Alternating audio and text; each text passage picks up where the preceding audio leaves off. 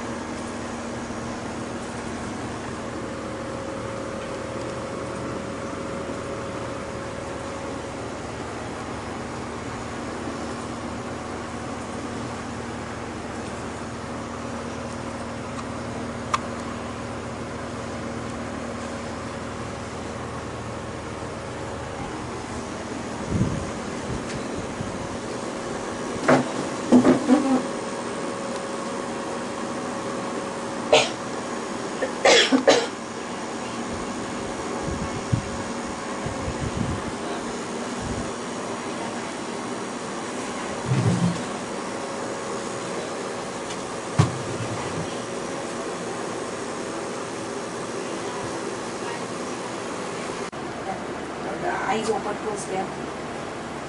डोळे उघड आता. बंद कर.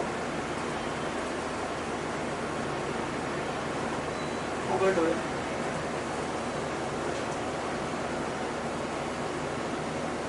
बंद कर.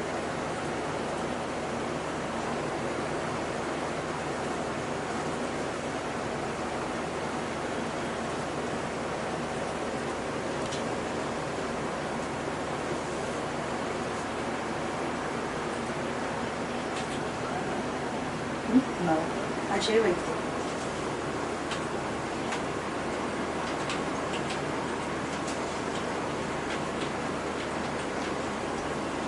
Dr. Manisha Joshi.